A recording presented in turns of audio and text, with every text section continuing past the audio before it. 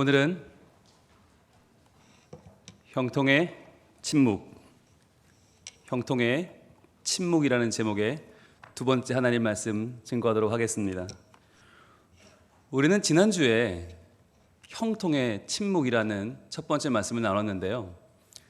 그것은 바로 우리가 신앙생활을 할 때 형통을 누리는 길이 무엇인가 하는 거였어요. 우리는 다들 성공하고 싶어 하잖아요.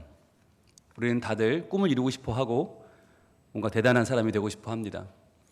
그런데 그 방법이 뭔가 할 때 우리는 질문을 던지죠. 세계적인 물리학자인 아인슈타인에게 성공의 비결을 물었을 때 그는 학자답게 공식으로 대답을 했습니다. 바로 이렇게요. A는 X 플러스 Y 플러스 Z다. 이걸 보고 사람들이 이제 흥분을 했죠. 드디어 밝혀졌다. 아인슈타인의 성공의 비결. 알고 보니까 A는 우리가 성공하고자 하는 일이었어요. 학업이나 또는 사업이나 또는 건강이나 내가 하고자 하는 그 일들이 성공이었는데, 이 성공은 세 가지 변수가 있다는 거죠. 첫 번째 X라는 변수는 바로 일이었습니다. work, 일 열심히 해야 성공한다. 당연하겠죠. 열심히 일을 감당하고 끝까지 최선을 다해야 된다. Y는 바로 놀이였습니다. 놀이, 잘 놀아야 된다. 잘 쉬어야 된다. 그래야 성공한다. 여기까지는 상식이잖아요. 일 열심히 하고 잘 놀아야 된다. 마지막 Z가 제일 궁금했죠. 이게 아인슈타인만의 아주 독특하면서도 핵심적인 그의 성공 비결이 뭐냐. 근데 뜻밖의 이 Z는 바로 침묵이었습니다. Keeping your mouth shut이라고 하는 내 입을 다물라 라고 하는 거였단 말이죠. 사람들은 여기서 이제 수근수근 되기 시작했죠. 과연 저 침묵이 뭐길래 아인슈타인은 성공의 비결로 침묵을 이야기하는가? 과연 일하면서 입 다물고 해야 되나? 놀면서 입 다물고 해요? 이거 불가능한 일 아닙니까? 사람들은 일하든 놀든 입을 열 수밖에 없는데 Keeping your mouth shut이 뭐냐?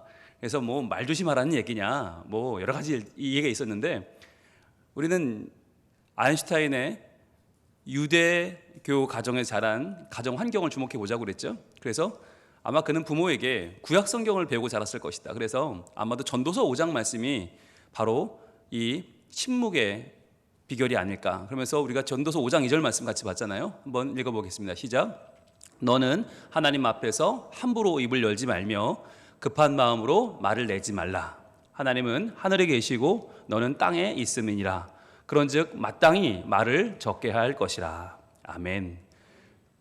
하나님 앞에서, 즉 예배 시간에 함부로 입을 열지 마라. 급한 마음으로 말을 내지 마라. 즉 하나님 이게 필요합니다. 이렇게 돼야 됩니다. 이거 꼭 중요합니다. 하나님 아셨죠? 우리의 생각을 하나님께 강요하진 않는가. 이대로 되어야만 한다고 내 뜻과 내 계획을 하나님 앞에 관철시키려고 지금 우리는 예배하고 기도하지 않는가 하는 거죠. 그런데 하나님과 우리는 어떻게 달라요? 하나님은 하늘에 계시고 너는 땅에 있다. 하늘과 땅 차이라는 거죠. 이 어마어마한 차이. 나에 대해서 하나님처럼 많이 아시고 하나님처럼 잘 아시는 분이 없는데 우리가 뭐라고 하나님 앞에 급하게 얘기를 쏟아놓겠냐는 거예요. 그래서 그런즉 마땅히 말을 적게 할 것이라. 이것이 바로 아인슈타인이 말했던 침묵의 내용이었던 것이죠.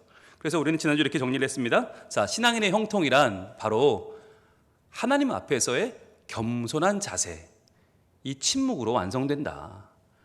우리가 기도도 중요하고 예배도 중요하고 말씀도 중요하고 친교도 중요하고 다 중요하지만 우리가 이 형통의 완성은 바로 하나님을 하나님 되게 하는 것, 하나님께 내 인생을 온전히 맡기는 이 침묵이 우리의 겸손한 자세이며 성공의 아주 중요한 형통의 비결이라고 하는 것을 지난주 우리가 함께 나눴습니다. 자, 이제 오늘 두 번째 시간인데요. 여러분 여기까지는 동의하시죠? 여기까지는 문제 없죠? 그렇죠. 내가 뭐라고 하나님 앞에 내가 떠들어도 되겠어요. 하나님이 나보다 훨씬 더 훌륭하시고 훨씬 더 위대하신데, 그러니까 하나님 앞에 내가 침묵한다. 이거는 여러분 괜찮아요. 할 수 있어요. 인정할 수 있어요. 그렇죠. 하나님이 하시는 게 맞죠. 그런데 여기서 문제는 뭐냐면 침묵은 침묵인데 우리 침묵이 아니라 하나님의 침묵이 문제인 거죠. 하나님의 침묵. 아니 내가 하나님 앞에 침묵하고 겸손히 나아가면 하나님이 말씀해 주셔야 될 거 아니에요. 뭘 어떻게 하라고 그러든지 아니면 어떻게 해 주시든지 뭔가 길을 보여 주시든지 뭐라도 해 주셔야 되는 거 아니에요. 그런데 하나님이 정말 내 삶에 짜잔하고 나타나서 뭔가를 확 바꿔주시고 뭔가 확 되게 하시고 뭔가 일을 해주시는 경우가 과연 얼마나 있는가라고 하는 거예요. 우리 그런 간증 많이 들었잖아요. 하나님 지금 돈이 꼭 얼마가 필요합니다. 몇백 달러가 필요합니다. 그랬더니 갑자기 막 어디서 전화가 오는 거예요. 내가 당신한테 지금 막 감동이 일어나서 돈을 보내주겠다고. 근데 딱 돈을 보니까 몇백 달러. 뭐 이런 식의 우리 예화를 많이 들었잖아요. 그리고 뭐 어디를 가는데 정말 중요한 일이라서 하나님 저 길이 안 막히게 도와주세요. 그랬더니 막 신호가 막 다다닥 바뀌고 막 앞에 차들이 쫙 열리고 도착했더니 주차하는 공간이 딱 날 위해 준비되어 있고, 여러분 이런 얘기들 얼마나 많이 들었어요. 그러면서 하나님 믿으면 말이야 계획대로 다 되고 뜻대로 되고 성공한다고 얼마나 많이 들었어요. 예, 사실 우리 그런 걸 기대하고 예수 믿는 거 아니에요? 그런 거 기대하고 교회 왔잖아요. 그런데 현실은 그렇게 되나요? 예, 그렇게 됩니까? 아니 된 일이 뭐 얼마나 있습니까? 막 기대하고 하나님 이거 꼭 돼야 돼요, 꼭 돼야 돼요. 근데 안 돼. 하나님 저 이 병 꼭 나아야 돼요, 꼭 고쳐주세요. 안 나. 하나님 이번에 이 시험 우리 애들 꼭 떼야 되는데 안 돼. 여러분 이럴 때 우리의 마음은요 진짜 어떤 마음이 드세요? 아니 하나님 계신 거 맞아? 이런 마음 들지 않으세요? 아니 하나님이 계시다면 이렇게 침묵하고 계시면 안 되는 거 아닌가? 뭔가 한 말씀만 해주시든지 뭔가 하나 해주시든지 일을 해결하든지 하나님 계시면 좀 해주셔야지 이렇게 가만히 있으시면 안 되는 거 아닌가? 여러분 이럴 때 우리는 크게 두 가지 생각을 하게 됩니다. 두 가지 결단을 하게 되는데 여러분 마음속으로 한번 손을 들어보세요. 1번 에이씨 나 이런 하나님 안 믿어.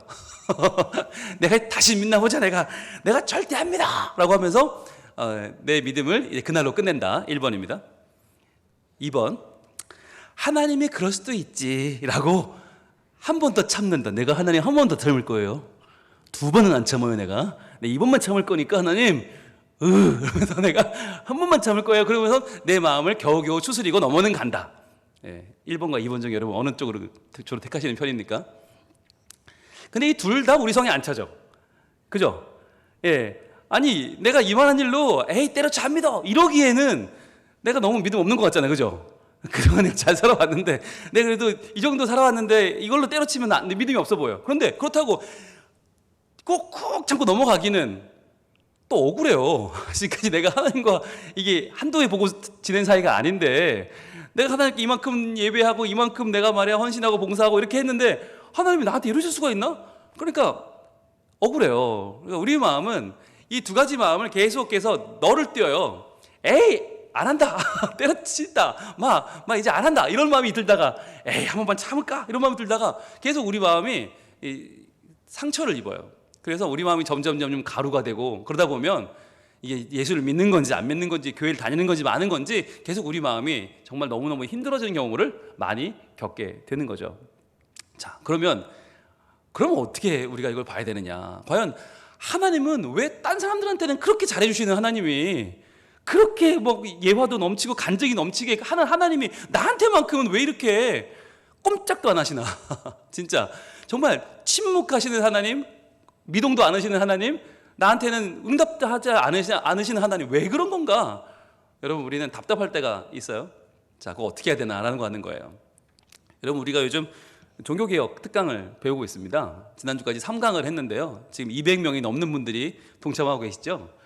그러면서 우리가 뭘 보고 있냐면 종교개혁, 즉 중세교회, 카톨릭 교회에서 어떻게 개신교가 나오게 됐나, 어떻게 바른 믿음을 찾아서 우리가 함께 이 여정에 뛰어들게 되었는가를 보고 있는데 그 가운데는 핵심적인 사람이 있어요. 마틴 루터라고 하는 사람이에요.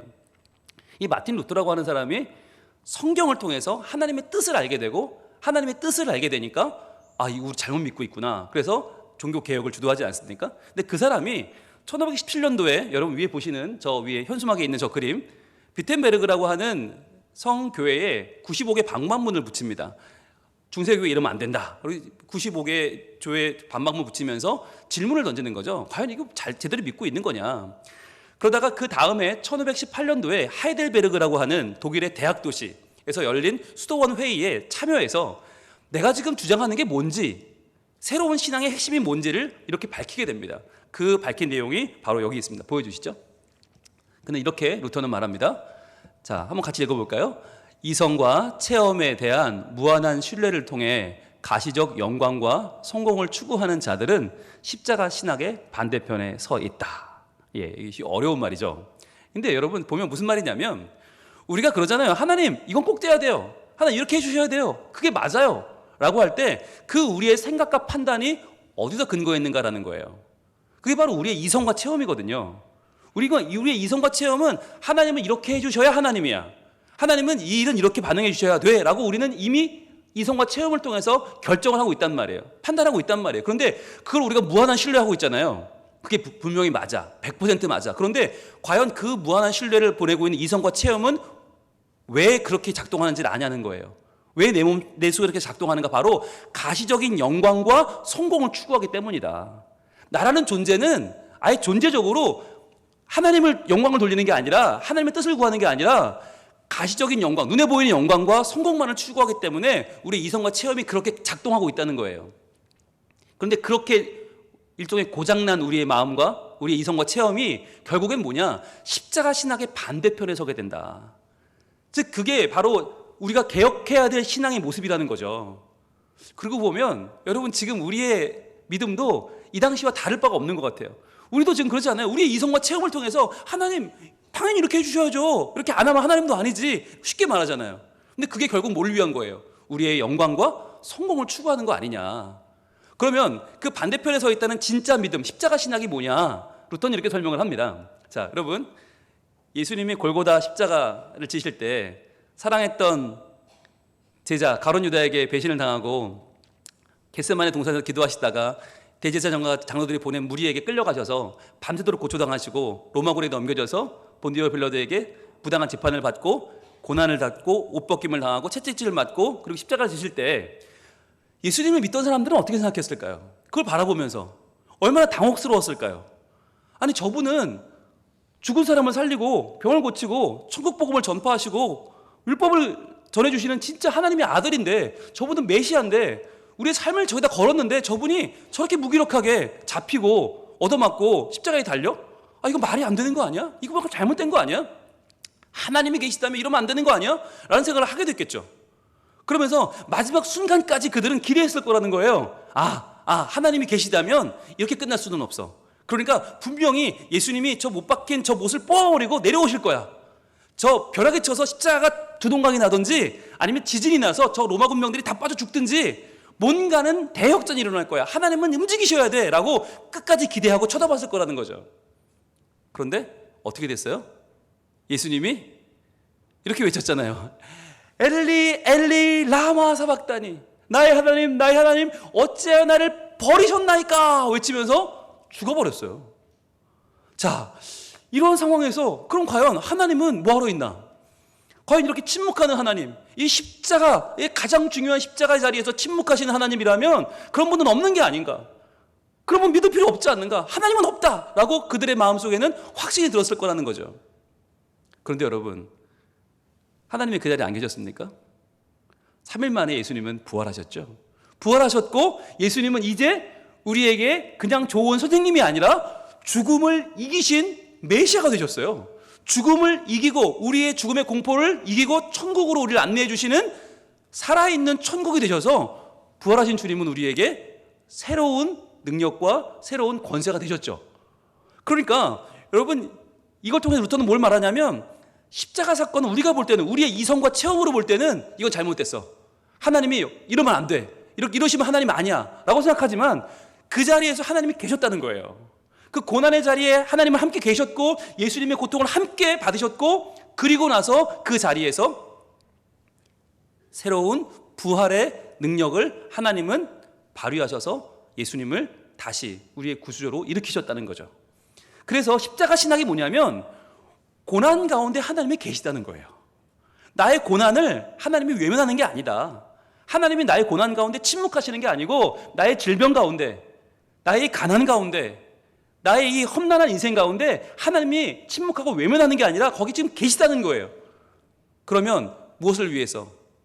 우리는 가시적인 성공과 영광을 바라지만 하나님은 우리의 영을 살리기 위해서 마침내 우리의 죽은 영혼을 구원하시고 부활로 인도하시고 천국으로 인도하기 위해서 주님은 그 고난 가운데 우리와 함께 계시다는 거예요. 여러분 이게 십자가 신학이에요. 저는 이 종교개혁을 지금 공부하면서 그런 생각을 해요. 이게 역사적인 내용만이 아니구나. 이게 신학적인, 교리적인 내용이 아니라 우리의 신앙과 너무너무 맞닿아 있는 중요한 내용이구나. 그래서 여러분, 우리는요, 개혁을 했지만 여전히 우리의 머릿속은 중세시대예요. 왜? 내 이성과 체험으로 하나님을 판단하니까. 내 성공과 내 영광을 가리는 하나님은 필요 없으니까. 하나님 그거밖에 안 할 거면 뭐하러 거기 계세요? 내려와요. 내가 할게요. 우리는 이런 마음이 있단 말이에요. 그런데 정말 하나님은 어떤 분이세요? 바로 우리의 가장 힘든 그 순간에 말없이 우리와 함께 해주시는 분, 오히려 그 시간을 견뎌낼 우리의 힘과 의지가 되어주시는 분. 그래서 우리와 함께 결국은 하나님의 더 나은 형통의 길로 우리 인도해 가시는 분이 바로 우리 하나님이시라는 거예요. 오늘 본문에도 보시면, 오늘 본문 창세기 39장 1절 말씀을 우리 같이 볼 텐데, 먼저 정리를 한번 해볼까요? 띄워주죠. 십자가 신학을 한번 띄워주시죠. 예, 바로 전에 하나님은, 자, 띄워주세요. 십자가 신학을 이렇게 할 수 있습니다. 같이 읽어보겠습니다. 시작. 하나님은 예수님의 십자가 고난의 현장에 함께 계셨던 것처럼 우리의 고난 중에도 이성과 체험을 넘어 여전히 함께 계신다. 여러분, 이게 십자가 신학의 내용입니다.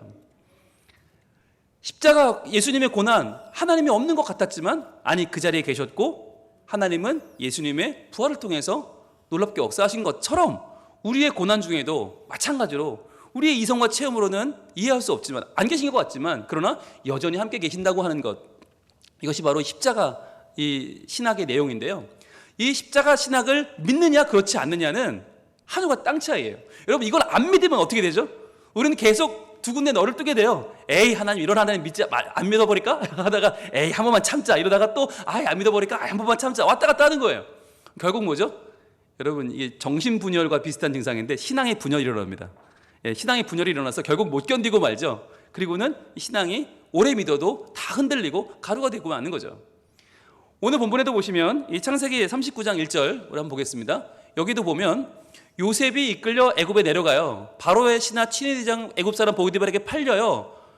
그런데 이 과정 속에 하나님은 아무것도 안 하시는 것 같아요. 아니, 하나님이 계시다면, 그리고 아브라함의 증손자인데, 이삭의 손자고 말이야, 야곱의 아들인데, 게다가 제일 아끼는 아들인데, 이렇게 그냥 계시면 돼요? 중간에 무슨 일을 좀 하셔서라도 사람을 보내서 막아주시든지 뭔가를 하셨어야지. 아무 일도 안 하시는 것 같은 거예요. 그것도 요셉이 제일 힘들 때 말이죠. 제일 어려울 때, 제일 힘들 때, 이때 하나님 뭔가 하셔야지. 그런데 여러분, 이때 하나님이 그와 함께 계셨어요, 안 계셨어요? 바로 다음 2절은 이렇게 증거하죠. 2절입니다. 여호와께서 요셉과 함께 하심으로 그가 형통한 자가 되어 그의 주인 애굽 사람의 집에 있으니. 여러분, 하나님은요, 우리의 고난을 외면하지 않으세요. 우리의 외면에 침묵하지 않으세요. 거기에 함께 계시고 또 우리를 형통한 자로 하나님이 인도해 가시는 거예요. 오늘 말씀은 왜 중요한가? 우리가 1절에서 멈출 때가 많이 있다는 거예요. 항상 우리 주장은 그래요. 하나님은 나를 외면한다. 하나님은 나를 몰라준다. 하나님 내게 응답하지 않는다. 근데 여러분 1절만 보시면 그래요. 그러나 2절과 3절로 넘어가면서 어떻게 돼요? 하나님이 우리와 함께 하신다. 하나님은 우리의 영광의 자리만이 아니라 도리어 고난의 자리에 함께 하시고 십자가의 자리에 우리는 함께 하신다. 그 하나님임을 우리는 알 수 있습니다. 그래서요, 그 하나님을 아는가, 그 십자가 신학을 만났는가 하는 것은 매우 중요한 문제입니다. 이번에 미 대선에서 트럼프를 누르고 당선인이 된 조 바이든이라는 분을 여러분 다 아실 겁니다. 근데 그 조 바이든의 인생 역정 여러분 많이 소개됐는데요. 그 가운데에서 그가 1972년도에 교통사고를 크게 당합니다. 그래서 아내가 죽고 딸이 죽죠. 너무나 고통스러운 그 순간을 이길 수 없었을 때 그의 아버지가 그에게 한 만화를 주었다고 그래요. 2컷짜리 만화인데요. 보여주시죠. 그의 집무실에 항상 저 앞에 빨간색으로 이렇게 사각형이 되어 있죠. 놓여 있는 저 만화입니다. 저 만화가 항상 이제 그의 삶을 지탱해 주었다고 하는데 이런 만화예요. 딕 브라운이라고 하는 사람이 그린 바이킹 헤이가르라고 하는 주인공이 나오는 만화인데요.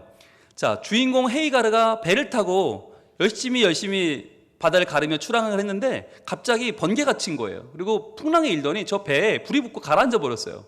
그랬더니 헤이가르가 하나님께 외치는 거예요. Why me? Why me? 하나님 왜 이러시는 거예요, 저한테? 하나님, 저 모르세요? 저 하이가르예요. 왜 이러시는 거예요? 여러분 마치 이 외침은 이 작가한테 이 주인공이 외치는 거 같지 않으세요? 딕 브라운에게 아니 작가 정신 있어? 나 주인공이야. 나 헤이가르라고. 근데 내배가 가라앉으면 어떡해? 딴 놈들이 가라앉아야지. 나야 나 라고 하는 것 같지 않으세요?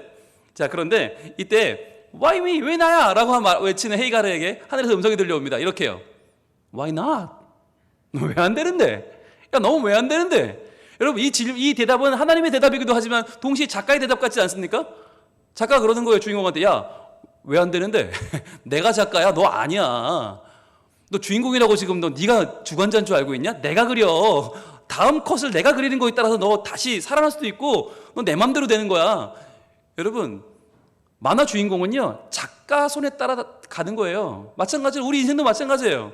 우리는 항상 하나님께 늘 얘기하죠. 하나님은 why me? 왜 납니까? 하나님은 그러세요. Why not? 왜 안 되는데? 야, 네 성공과 네 영광대로 세상이 다 진행이 될 것 같냐? 그게 맞는 것 같아? 너 그러면 좋겠냐? 야, 그러면 세상은 난리나. 그러면 니들 한 명 한 명이 다 성공과 영광을 다 맞춰주면 세상은 난리 날걸? 내가 세상을 이끌어간다. 내가 하나님이다. 하나님 말씀하시는 거예요. 내가 가장 좋은 길로, 가장 아름다운 길로, 가장 너를 향한 내 깊은 뜻대로 너를 인도해 간다. 하나님 말씀하시는 거예요. 여러분 이것을 믿고 주님을 온전히 의지하는 것이 믿음입니다. 그게 신앙입니다. 그게 형통입니다. 우리가 알고 있는 가시적인 영광과 성공, 그것을 바라는 마음을 빨리 내려놓지 않으면 우리는 하나님을 바르게 알 수도 없고요. 우리는 계속해서 고민하게 될 겁니다. 계속해서 갈등하게 될 겁니다. 계속해서 하나님을 믿어야 되나 말아야 되나, 내가 또 참아야 되나 분노해야 되나, 계속해서 여러분 우리 마음은 분열하게 될 것입니다. 오늘도 우리는 고단한 인생길을 살아가고 있죠. 힘겨운 오늘을 견뎌내고 있습니다. 그런데 바로 이럴 때에 우리가 바라봐야 할 것은 하나님의 침묵입니다. 침묵하시는 하나님은 나를 외면하신 게 아니에요. 하나님의 침묵은 지금 나를 만들어 가시는 과정이에요. 지금 나를 다루시는 하나님의 손길이에요.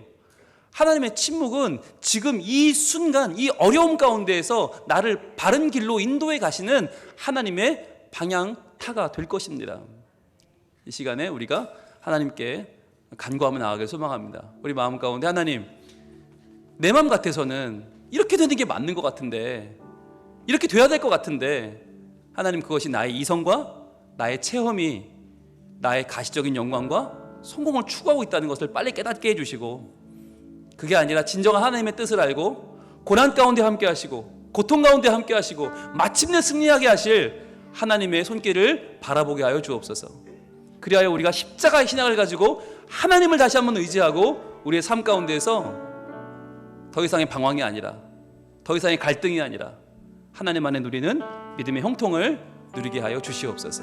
이 시간 우리 기도하는 마음으로 찬양합니다.